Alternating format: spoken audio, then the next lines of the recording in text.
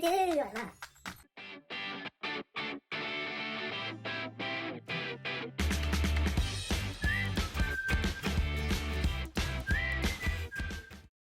Konnichiwa. Konnichiwa. Yuto desu. Sean desu. Welcome back to Flying Boy Channels. So today's we're gonna talk about what is it like to work as a cabin crew member, part 2, Which is layover. Layover. So what is a layover?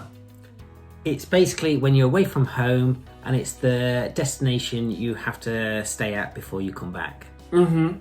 So it's your time away, which I love. Me too. I can't wait.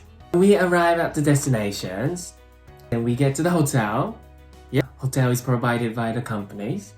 Yes, because we're away from home. So as well as the accommodation, they also give us allowance to get food.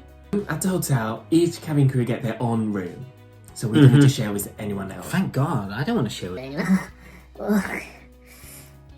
You farted? No, I didn't mean it. No, Well, I mean, you went like that. Is it?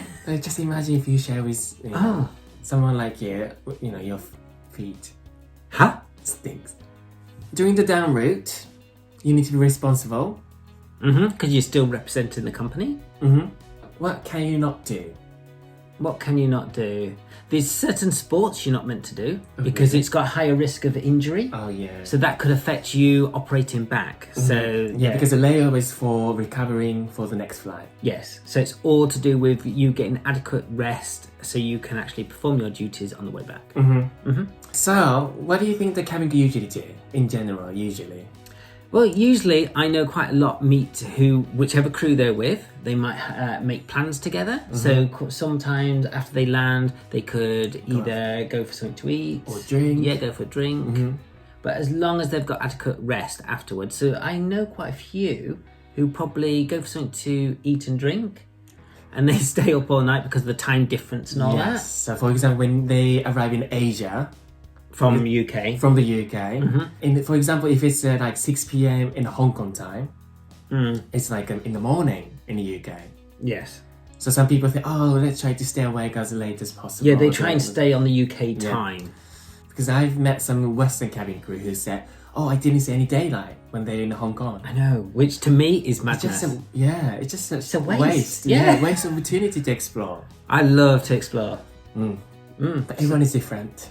They are, and what works for one person doesn't mean it will work for the other. So you have to, Exactly, it probably takes you a bit of time to actually get to know what works for you best. And it actually depends on the destination as well. Yeah. Cabin crew always need to deal with the time difference and jet lag. And we can never get used to it. Some do. I don't. I always get questioned like, how do you deal with the jet lag? Oh, all the time, every flight. Oh, guys, I don't know how you do it. But I always say, no, we don't. I just sleep whenever I feel sleepy, whenever I feel tired. I try and listen to my body. So if I'm feeling sleepy and I want some sleep, I will sleep. Yeah. But Sometimes if I take a- don't, there's no point trying to force yourself. And I sometimes take a nap in afternoon if it's a 2-night trip. In your case, what do you usually do? Actually, it all depends who's actually on the trip with me. So there might be some colleagues who I get on really well with. So we do plans. So it always varies. So there's some activities which we might do, which we've always wanted to do. When I've been like in Sydney, I'll use this one as an example. Sydney, I had a colleague, Sophie. Hello, Sophie. Hiya, Sophie. We actually got the train and we went to the Blue Mountains and did lots of hiking. I did it with Ricky as well. Hello, Ricky. Hello, Ricky. So we actually went to the Blue Mountains, which has the steepest train in the world, which Sophie absolutely loved. How steep was it? It is very, very steep. In fact, it's that steep, the seats will actually change the... No, it's not. Yeah, it is steep. But while we was walking, Sophie actually had a little friend attached as well. Oh. She got a leech like stuck on her ankle. It was gross. We don't know how long it was there, but it was very fat by the time we saw it. Poor Sophie. It made me laugh so much. It still does. Evil. See, this is what the Chancellor is like. He likes other people's... What misfortune is my happiness. Evil. Full of evil, full of evil. Or my last one was Australia again. There's an island called Rottnest Island. I think that's my favourite creature of all time now. And it actually is the home of the guaca. It is known as the happiest animal on the planet. You actually do selfies with it all the time. And they just have a smile. They're like the best smile. And they look at the camera and everything. So I've got lots of selfies. Have you had any interesting experience? Yes, I have. I was surprised. I think about a few years ago when we had a heavy snow. What is it called? Heavy snow? No. The name. Blizzard? That Snowstorm? Heavy snow had like a nickname. That was a hurricane. What is it called? East from the east. Beast from the east. Beast from the east. Beast from the east. A few years ago, in the UK, in the winter time, we had a lot of snow, like a heavy snow. Flights, I arrived in Boston. And after we arrived in Boston, all the cabin crew were told, oh, your trip became to 2 nights.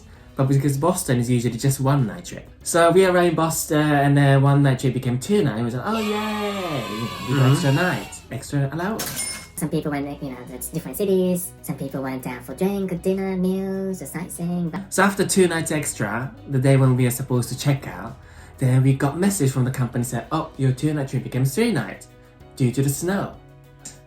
So some cabin crew decided to do like a Snowball fight? Oh no, because the snow's in the UK.